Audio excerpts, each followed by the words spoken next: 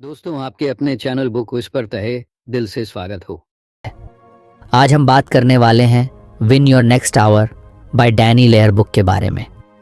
अमित एक छोटे से कस्बे में किराने की दुकान चलाता था। उसकी दुकान भले ही ज्यादा बड़ी नहीं थी, लेकिन ग्राहकों से उसका रिश्ता काफी अच्छा था। वो हमेशा मुस्कुराकर लोगों से मिलता, उनकी पसंद की चीजें याद रखता और कई बार उधारी भी दे देता। लेकिन अमित के दिल में एक अधूरी ख्वाहिश थी, दुकान से आगे बढ़ने की, कुछ नया करने की। पर डर हमेशा उसके रास्ते में आ जाता था। रात के वक्त जब दुकान बंद हो जाती तो वो अकेले बैठकर सोचता, मैं बस यही करता रहूंगा या कुछ बड़ा भी कर पाऊंगा। हर बार जब कोई नया आइडिया आता तो उसके साथ ही डर भी आ जाता। अगर फेल हो गया तो, अगर पैसा डूब गया तो, लोग क्या कहेंगे। फिर एक दिन उसके दोस्त अमित ने उसे एक किताब दी, win your next hour, how to get unstuck और turn your dreams into reality by Danny Ley. Amit ने पहले तो किताब को साइड में रख दिया, लेकिन उस रात जब नींद नहीं आई तो उसने किताब खोलकर पढ़ना शुरू किया। पहला चैप्टर था ओवरकम फियर्स।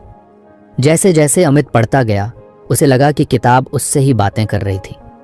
उसमें लिखा था कि डर इंसान को आगे बढ़ने से रोकता है, लेकिन डर सिर्फ हमारे दिमाग का एक खेल होता है। असल में जो चीज़ें हमें नामुमकिन लगती हैं वो सिर्फ हमारे दिमाग की बनाई हुई दीवारें होती हैं। अगर हम उन्हें पार करने की कोशिश करें तो वही डर हमारा सबसे बड़ा हथियार बन सकता है। अमित को याद आया कि जब उसने पहली बार अपनी दुकान शुरू की थी तब भी उसे बहुत डर लगा था। अगर दुकान नहीं चली तो? लेकिन धीरे धीरे उसने सब संभाल लिया। तो फिर अब नया करने में डर क्यों? अगली सुबह अमित ने दुकान खोली, लेकिन आज कुछ अलग था। उसके मन में जो डर था उसे आज उसने पहचान लिया था। वो सोचने लगा कि आखिर उसे डर किस बात का था। असल में उसे अपने ग्राहकों को खोने का डर था, पैसे डूबने का डर था और सबसे ज्यादा लोगों के तानों का डर था। लेकिन किताब में लिखा था, face your fears head on, the more you avoid them the stronger they get, but the moment you confront them they start losing their power. Amit ने सोचा, अगर सच में ऐसा है तो क्यों ना आजमाया जाए। उसने दुकान के एक कोने में एक छोटा सा सेक्शन बनाया, जहां उसने कुछ हेल्दी स्नैक्स और ऑर्गेनिक प्रोडक्ट्स रखने का फैसला किया। ये चीज़ें उसके कस्बे में कोई नहीं बेचता था, लेकिन वो जानता था कि धीरे धीरे लोग हेल्दी खाने की तरफ शिफ्ट हो रहे हैं। लेकिन डर अब भी था, अगर लोगों ने नहीं खरीदा तो? पहले दिन किसी ने ध्यान नहीं दिया, दूसरे दिन भी ज़्यादा ग्राहकों ने इंटरेस्ट नहीं दिखाया, लेकिन तीसरे दिन एक महिला आई और उसने पूछा, ये क्या नया लाए हो अमित भैया? अमित को कुछ हिचक हुई, लेकिन फिर उसने खुद को याद दिलाया, डर को कंट्रोल मत करने दो, उसे फेस करो। उसने महिला को प्रोडक्ट्स के बारे में बताया कि कैसे ये ज़्यादा हेल्दी हैं और प्रिजर्वेटिव्स के बने हैं। महिला ने कुछ शंका जताई, लेकिन फिर ट्राई करने के लिए कुछ चीज़ें खरीद लीं। अमित के अंदर एक अजीब सा कॉन्फिडेंस आया। उसे समझ आया कि डर हमेशा रहेगा, लेकिन अगर वो डर से भागेगा तो कुछ नया नहीं कर पाएगा। कुछ ही हफ्तों में उसके हेल्दी स्नैक्स और ऑर्गेनिक प्रोडक्ट्स धीरे धीरे बिकने लगे। जो पहले शक करते थे अब वही लोग आकर पूछते, अमित ये चीज़ें और मंगाओ, ये तो अच्छी लग रही हैं। एक रात जब अमित दुकान बंद कर रहा था, उसने खुद से पूछा, अगर मैंने डर की वजह से ये ट्राई ही नहीं किया होता तो? उसने किताब को उठाया और अगला चैप्टर पढ़ने के लिए खोल लिया, क्योंकि अब उसे पता था कि यह बस शुरुआत थी। अमित की दुकान अब पहले से ज़्यादा चलने लगी थी। हेल्दी स्नैक्स और ऑर्गेनिक प्रोडक्ट्स के आइडिया ने लोगों को आकर्षित करना शुरू कर दिया था। लेकिन जैसे जैसे बिक्री बढ़ी, वैसे वैसे अमित को लगने लगा कि उसका टाइम मैनेजमेंट गड़बड़ा रहा है। दिन भर दुकान में बिजी रहने के बाद जब रात को बैठकर हिसाब किताब करता तो उसे महसूस होता कि बहुत सारा ज़रूरी काम छूट गया है। कभी किसी ग्राहक का ऑर्डर भूल जाता, कभी किसी सामान की डिलीवरी लेट हो जाती, और सबसे ज़्यादा दिक्कत उसे अपनी पर्सनल लाइफ मैनेज करने में हो रही थी। रात को जब वह दुकान बंद करने के बाद घर पहुंचा तो उसकी आंखें फिर से उसी किताब पर पड़ीं, विन योर नेक्स्ट हॉर। उसने पिछले हफ्ते डर को हराने का सबक सीखा था और अब उसके मन में जिज्ञासा थी कि आगे क्या सीखने को मिलेगा। उसने किताब खोली और अगला चैप्टर पढ़ना शुरू किया। किताब में लिखा था कि समय हर इंसान के पास बराबर होता है, लेकिन फर्क इस बात से होता है कि कौन उसे कैसे इस्तेमाल करता है। अगर सही तरीके से समय को मैनेज किया जाए तो कम समय में ज़्यादा हासिल किया जा सकता है और बिना थके, बिना बर्नआउट हुए अपनी प्रोडक्टिविटी को बढ़ाया जा सकता है। अमित को लगा कि यही तो उसकी सबसे बड़ी परेशानी थी। वह पूरा दिन दुकान में लगा देता, लेकिन फिर भी ऐसा लगता जैसे वक्त की कमी हो रही हो। अगली सुबह जब उसने दुकान खोली तो सबसे पहले उसने सोचा कि वह अपने काम को कैसे बेहतर तरीके से मैनेज कर सकता है। पहले तो उसने गौर किया कि उसका ज़्यादातर वक्त कहाँ जाता है। उसने महसूस किया कि दिन भर वो बिना किसी प्लानिंग के ही काम करता है। जो भी सामने आ जाता वही करने लग जाता। इसी वजह से कभी ज़रूरी चीज़ें छूट जाती तो कभी वह खुद को थका हुआ महसूस करता। किताब में लिखा था कि अगर तुम अपने दिन को प्लान नहीं करोगे तो तुम्हारा दिन तुम्हें कंट्रोल करेगा। अमित ने ठान लिया कि अब वह अपने दिन को बेहतर तरीके से प्लान करेगा। उसने अगले दिन से एक छोटा सा नोटबुक रखा जिसमें वह सुबह उठते ही दिन भर के ज़रूरी काम लिखने लगा। अगर आपको हमारी फ्री समरी अच्छी लगती है तो आप हमारे चैनल को सब्सक्राइब कर सकते हैं, हमारी मेंबरशिप खरीद सकते हैं या हमें UPI के थ्रू सपोर्ट कर सकते हैं। अब समरी पर वापस चलते हैं। पहले तो यह आदत कुछ अजीब लगी, लेकिन धीरे धीरे उसे एहसास हुआ कि इससे उसका समय बचने लगा। पहले वह दुकान खोलते ही सीधे काम में लग जाता था, लेकिन अब वह सबसे पहले बैठकर सोचता कि आज के दिन के टॉप टास्क कौन कौन से हैं। इससे उसे यह समझने में मदद मिली कि कौन सा काम सबसे ज़्यादा ज़रूरी है और कौन सा काम बाद में भी किया जा सकता है। कुछ ही दिनों में उसे महसूस हुआ कि अब वह कम वक्त में ज़्यादा काम निपटा पा रहा है। पहले जहां वह दुकान के छोटे छोटे कामों में उलझा रहता था, अब वह उन कामों को एक सिस्टम में डाल चुका था। एक और बड़ी समस्या जो अमित को महसूस हुई वह थी समय की बर्बादी। कई बार वह यूं ही मोबाइल स्क्रॉल करता रहता, दोस्तों के साथ गप्पे मारने में घंटों निकाल देता या फिर बिना सोचे समझे ग्राहकों से बेवजह लंबी बातें करता। किताब में लिखा था कि तुम्हारे पास हर दिन सिर्फ 24 घंटे होते हैं, लेकिन अगर तुम ध्यान दो तो उनमें से बहुत सारा वक्त बिना मतलब की चीज़ों में निकल जाता है। अमित ने सोचा, क्या मैं भी ऐसा कर रहा हूँ? उसने एक दिन खुद पर नज़र रखी और पाया कि सच में वह कई बार बिना वजह का समय बर्बाद कर रहा था। अब उसने यह तय किया कि वह अपनी गैर ज़रूरी एक्टिविटीज़ को कम करेगा। उसने एक रूल बना लिया, ज़रूरी कामों को पहले ख़त्म करो, फिर फ्री टाइम का मजा लो। धीरे धीरे उसने अपने काम करने के तरीके में बदलाव लाना शुरू किया। पहले जहां वह ग्राहकों से घंटों बातें करता, अब वह जल्दी जल्दी उनका काम निपटाने की कोशिश करता ताकि ज़्यादा ग्राहकों को सर्व कर सके। पहले जहां वह हर छोटी छोटी चीज़ खुद करता, अब उसने अपने हेल्पर को कुछ काम डेली असाइन करने शुरू कर दिए ताकि वह अपनी एनर्जी और वक्त ज़्यादा ज़रूरी चीज़ों में लगा सके। सबसे बड़ा बदलाव अमित की लाइफस्टाइल में तब आया जब उसने सीखा कि मल्टीटास्किंग हमेशा अच्छी चीज़ नहीं होती। पहले वह एक साथ कई चीज़ें करने की कोशिश करता, दुकान भी संभालता, फ़ोन कॉल्स भी करता और साथ में कैश काउंटर भी देखता। लेकिन किताब में लिखा था कि जब तुम एक समय में सिर्फ एक चीज़ पर फोकस करते हो तो वह काम जल्दी और बेहतर तरीके से ख़त्म होता है। अमित ने इस टेक्निक को आजमाया और उसने पाया कि अब उसका दिमाग कम थकता था। वह पहले से ज़्यादा रिलैक्स फील करने लगा था और काम भी तेज़ी से हो रहा था। कुछ हफ्तों के अंदर ही उसे लगा कि उसकी ज़िंदगी पहले से ज़्यादा संतुलित हो गई थी। वह न सिर्फ ज़्यादा ग्राहकों को संभाल पा रहा था, बल्कि उसके पास खुद के लिए भी वक्त बचने लगा था। अब वह रात को हिसाब किताब के बाद कुछ देर अपनी पसंदीदा किताबें पढ़ने के लिए भी समय निकाल पाता था। एक रात जब अमित दुकान बंद करने के बाद घर पहुंचा तो उसने खुद से पूछा, अगर मैंने समय को सही तरीके से मैनेज करना नहीं सीखा होता तो? उसने मुस्कुराते हुए किताब का अगला चैप्टर खोल लिया, क्योंकि उसे अब यकीन था कि यह सफ़र यहीं ख़त्म नहीं होने वाला था। अमित की दुकान अब पहले से ज़्यादा व्यवस्थित हो चुकी थी। टाइम मैनेजमेंट सीखने के बाद उसे महसूस हुआ कि उसकी दिनचर्या पहले कितनी बेतरतीब थी। अब उसका दिन पहले से ज़्यादा प्रोडक्टिव था, काम जल्दी ख़त्म हो जाता था और सबसे बड़ी बात, वह पहले से कम थकता था। लेकिन एक चीज़ अभी भी थी जो उसे परेशान कर रही थी, उसकी टाल मटोल करने की आदत। अमित हमेशा से कई चीज़ों को कल पर टालने का आदी था।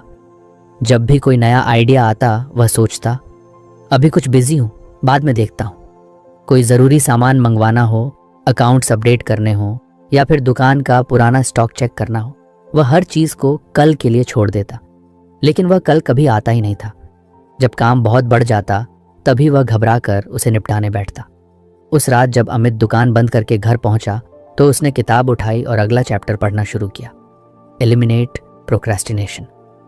किताब में लिखा था कि टाल मटोल करने की आदत किसी भी इंसान की ग्रोथ में सबसे बड़ी रुकावट होती है। यह सिर्फ काम को आगे बढ़ाने की आदत नहीं है, बल्कि यह धीरे धीरे इंसान के आत्मविश्वास और सफलता को भी कम कर देती है। जो काम आज किया जा सकता है उसे टालना सिर्फ उस काम को मुश्किल बनाता है। अमित को यह बात अंदर तक चुभ गई। उसने सोचा, सच में अगर मैं हर जरूरी चीज समय पर करूं तो कितना कुछ आसान हो जाएगा। लेकिन सवाल यह था कि कैसे। किताब में एक सिस्टम बताया गया था, WIN सिस्टम। इसमें 3 चीजें थीं। व्हाट्स इंपॉर्टेंट नाउ, यानी अभी के इस पल में सबसे जरूरी क्या है। अगर हर वक्त इंसान यह सोचकर काम करे तो उसकी टाल मटोल करने की आदत धीरे धीरे खत्म हो सकती है। अगली सुबह अमित ने यह सिस्टम आजमाने का फैसला किया। उसने दुकान खोलते ही सबसे पहले खुद से पूछा, आज सबसे जरूरी चीज क्या है। पहला जवाब आया, पुराना स्टॉक चेक करना। यह काम वह महीनों से टाल रहा था। उसने हमेशा सोचा कि जब फ्री होगा तब देखेगा, लेकिन वह फ्री कभी होता ही नहीं था। अमित ने तय कर लिया कि आज यह काम खत्म करके ही रहेगा। उसने अपने हेल्पर को काउंटर संभालने के लिए कहा और खुद गोदाम में चला गया। पुराने कार्टन्स खोलकर देखा तो बहुत सा सामान या तो एक्सपायर हो चुका था या फिर इतना धूल खा चुका था कि अब उसे बेचना मुश्किल था। अमित को गुस्सा आया, अगर मैं इसे पहले देख लेता तो कितना पैसा बच जाता। लेकिन उसने गुस्से को साइड में रखा और सीखने पर ध्यान दिया। उसने अब से हर महीने स्टॉक चेक करने का रूल बना लिया।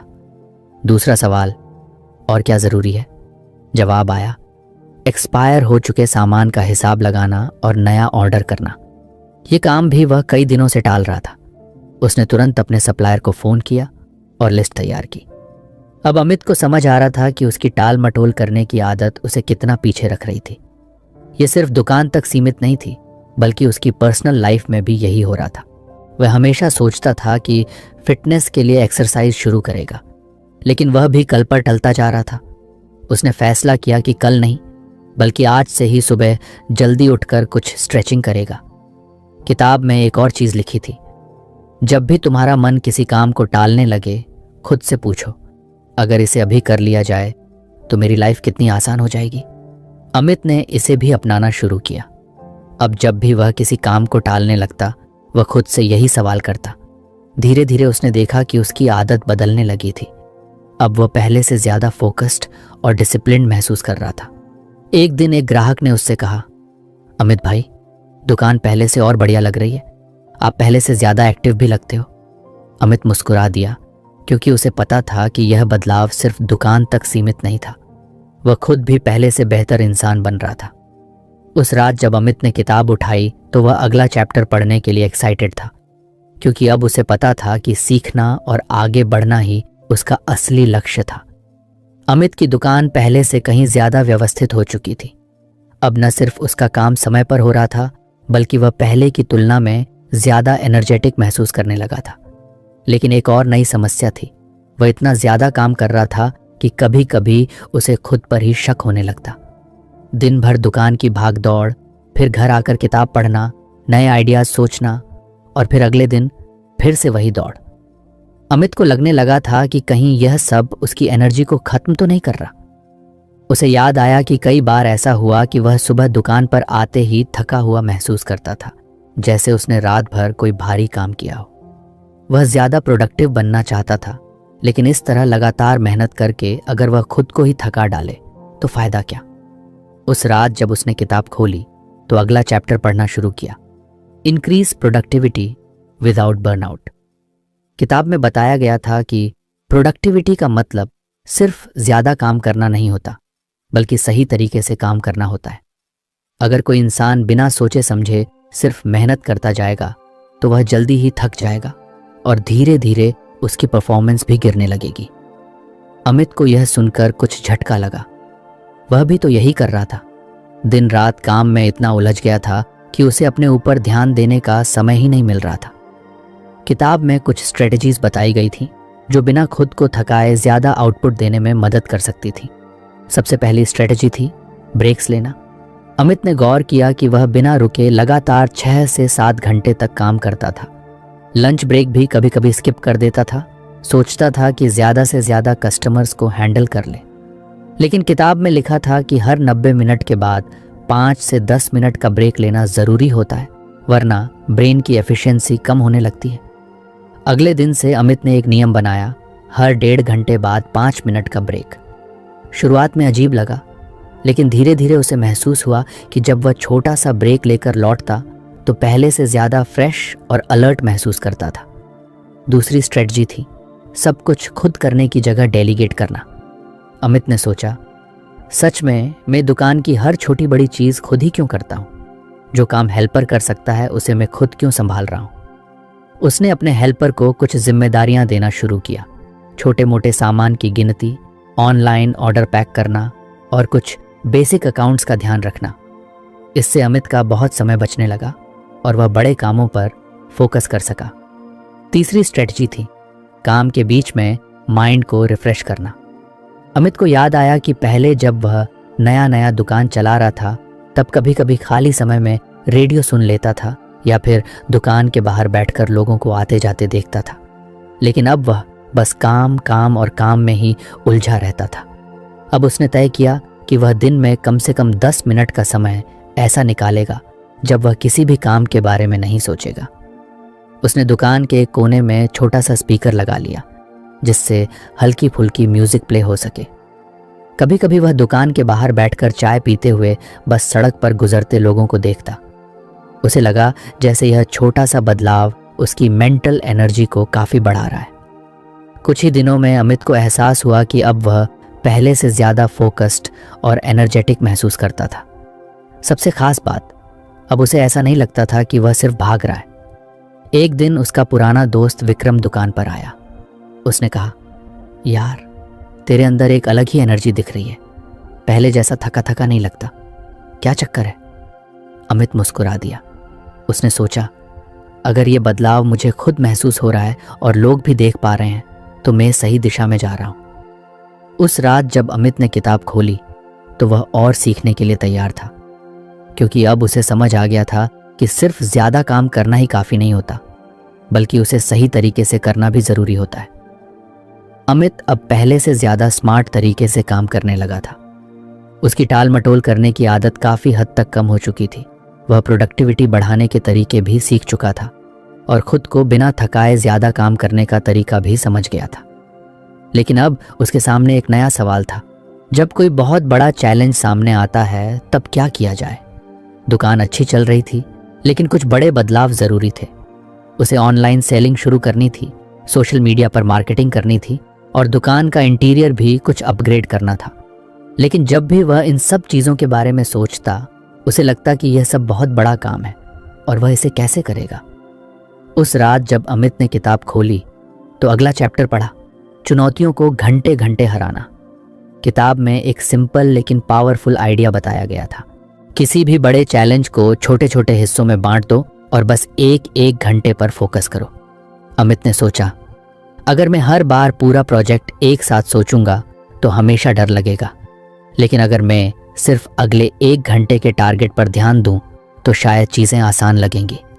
अगली सुबह उसने अपने सबसे बड़े चैलेंज को एक कागज़ पर लिखा, ऑनलाइन सेलिंग शुरू करना। यह सुनने में आसान लगता था, लेकिन इसमें बहुत कुछ करना था।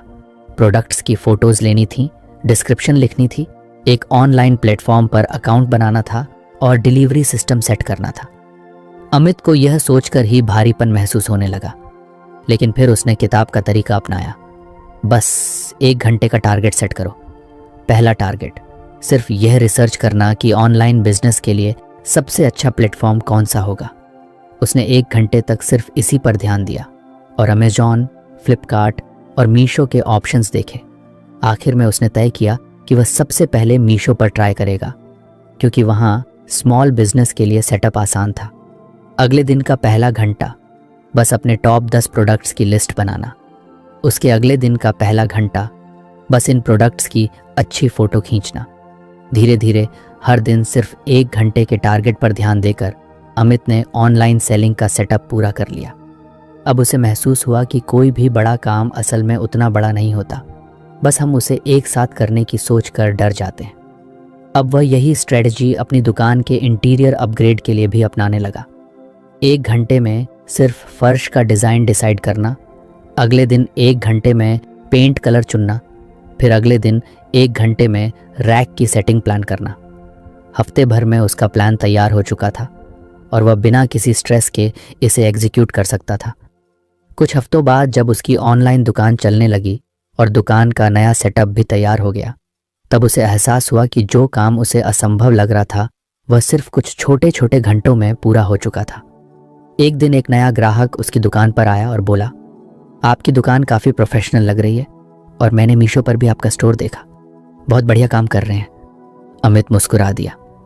अब वह जान चुका था कि कोई भी चैलेंज कितना भी बड़ा क्यों ना लगे, अगर उसे 1 घंटे में तोड़ दिया जाए तो वह आसान और मैनेजेबल बन जाता है। उस रात जब अमित ने किताब खोली तो वह अब अगला सबक सीखने के लिए पूरी तरह तैयार था। अमित की दुकान अब पहले से कहीं ज़्यादा व्यवस्थित और प्रोफेशनल हो चुकी थी। ऑनलाइन सेलिंग भी शुरू हो गई थी और दुकान का इंटीरियर अपग्रेड होने के बाद कस्टमर्स को एक नया अनुभव मिल रहा था। लेकिन फिर भी अमित के मन में एक अजीब सा डर था।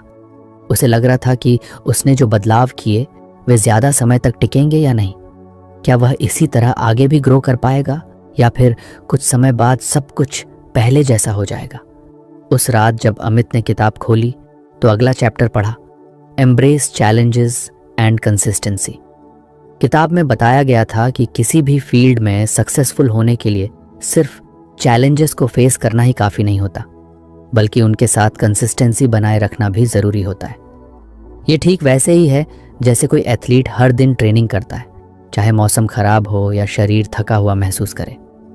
अमित ने सोचा, मैंने अब तक कई बड़े चैलेंजेस को पार किया है, लेकिन अगर मैं इन्हें कंटिन्यू नहीं कर पाया तो सब बेकार हो जाएगा।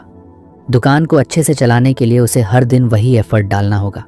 ऑनलाइन बिजनेस को ग्रो करने के लिए लगातार मार्केटिंग करनी होगी, नई स्किल्स सीखनी होंगी। अगर उसने यह सब करना बंद कर दिया तो सब कुछ धीरे धीरे ढीला पड़ जाएगा। अगले दिन से अमित ने अपने लिए एक नई आदत बनानी शुरू की।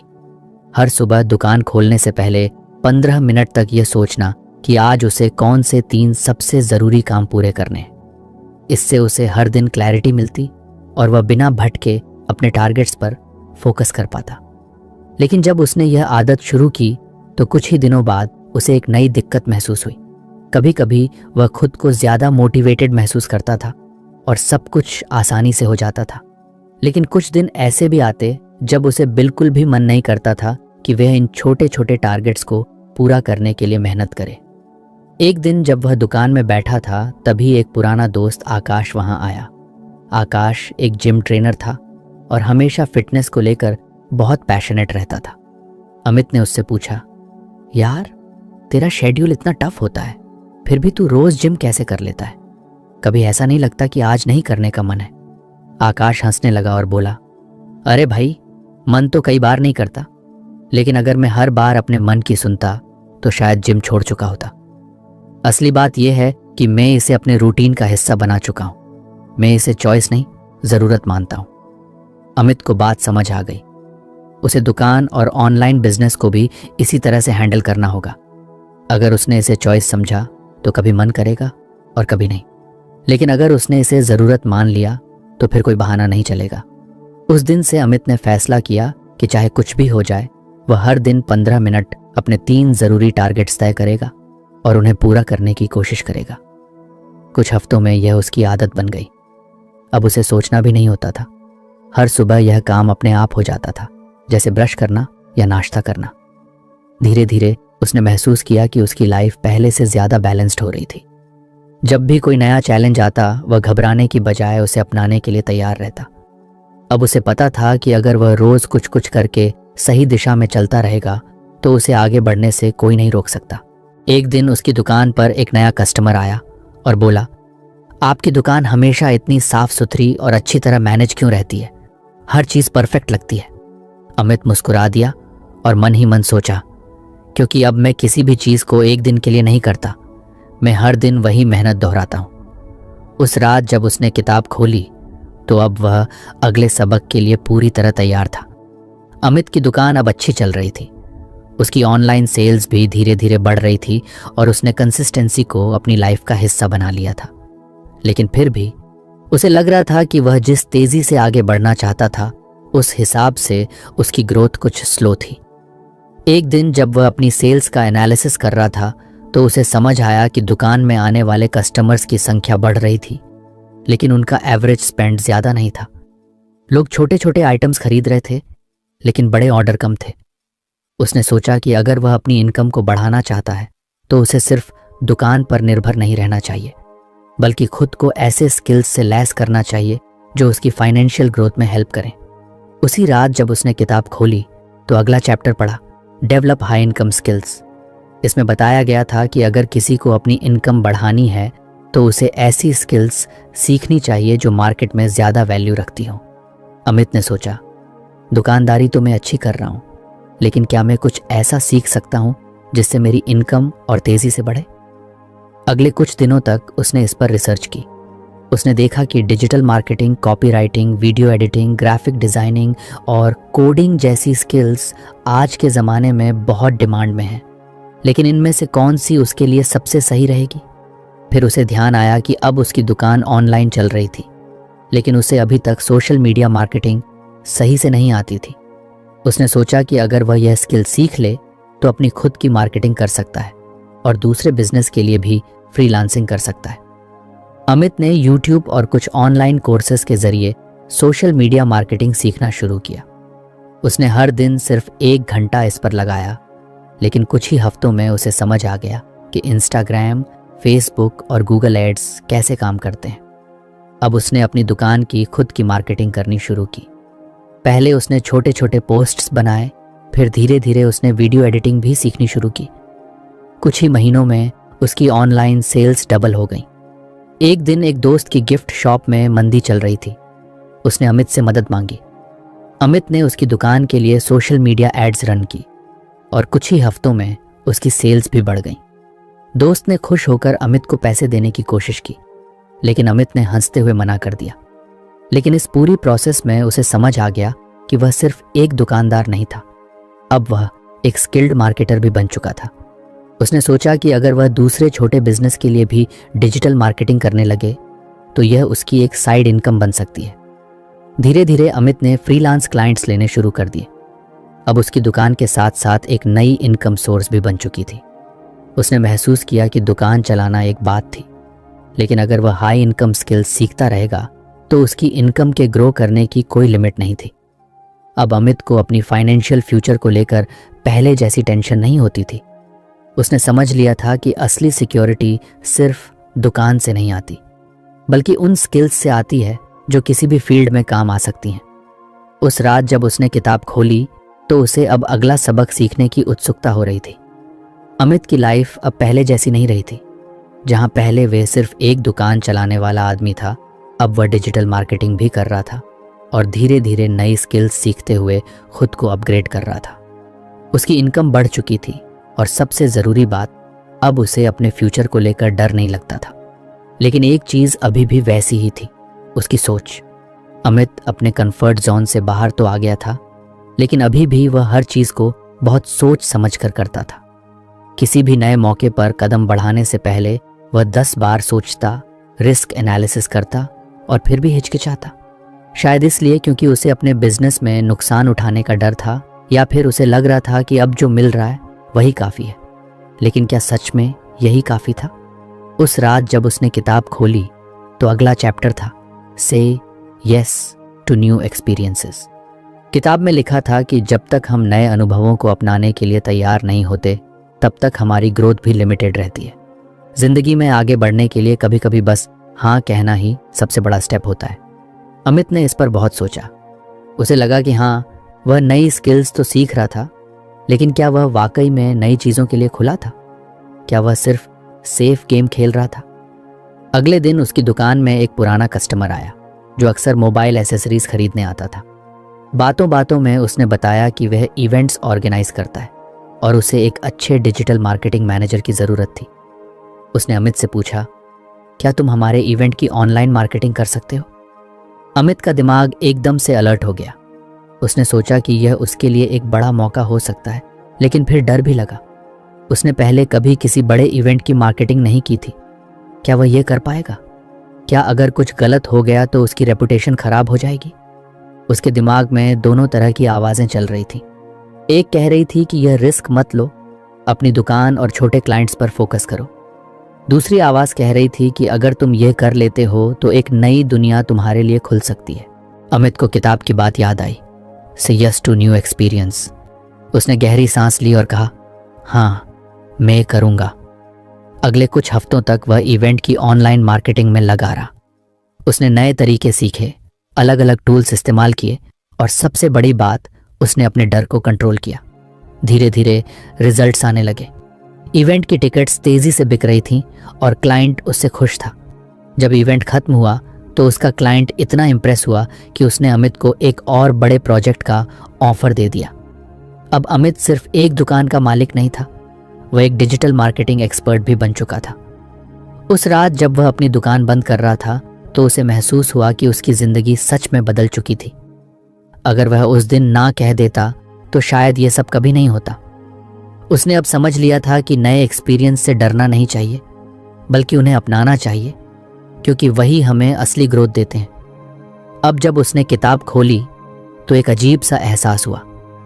यह किताब सिर्फ एक किताब नहीं थी, ये एक सफ़र था जिसने उसकी सोच को बदल दिया, उसे डर से बाहर निकाला, उसे नई स्किल्स सिखाई और उसे वह इंसान बनाया जो अब किसी भी नए मौके से भागता नहीं था, बल्कि उसे अपनाता था। अमित अब पहले जैसा नहीं रहा था। उसने अपने डर को हराया, टाइम मैनेजमेंट सीखा, आलस छोड़कर प्रोडक्टिविटी बढ़ाई और धीरे धीरे अपनी इनकम के नए रास्ते भी खोल लिए। लेकिन सबसे बड़ी बात यह थी कि अब वह किसी भी नए मौके को लेकर डरता नहीं था। उसकी दुकान पहले से ज़्यादा अच्छी चल रही थी। डिजिटल मार्केटिंग में उसे लगातार नए क्लाइंट्स मिल रहे थे और अब उसकी पहचान सिर्फ एक दुकानदार की नहीं, बल्कि एक स्मार्ट बिजनेसमैन की बन चुकी थी। एक दिन उसके पास एक बड़ा ऑफर आया। एक नामी कंपनी ने उसकी डिजिटल मार्केटिंग स्किल्स देखी और उसे एक हाई इनकम जॉब का ऑफर दिया। ये वही अमित था जो कभी सोचता था कि वह बस एक छोटी सी दुकान तक ही सीमित रहेगा, और अब उसके पास एक ऐसी जॉब थी जो उसकी मौजूदा इनकम से कई गुना ज्यादा थी। अमित के सामने अब दो रास्ते थे, या तो वह अपनी दुकान को ही एक्सपेंड करे और इसे एक ब्रांड बनाए, या फिर इस नए जॉब ऑफर को अपनाए और अपनी स्किल्स को और आगे बढ़ाए। उसने सोचा, वह जिस भी रास्ते पर जाए उसे बस वही माइंडसेट रखना है जो इस किताब ने उसे सिखाया था। डर से नहीं, नए एक्सपीरियंस से सीखते हुए आगे बढ़ना है। आखिर में उसने फैसला लिया कि वह दोनों चीज़ों को बैलेंस करेगा। दुकान उसका फाउंडेशन थी, लेकिन अब वह सिर्फ एक दुकानदार नहीं था, वह एक एंटरप्रेन्योर बन चुका था जो लगातार नई चीज़ें सीखकर आगे बढ़ रहा था।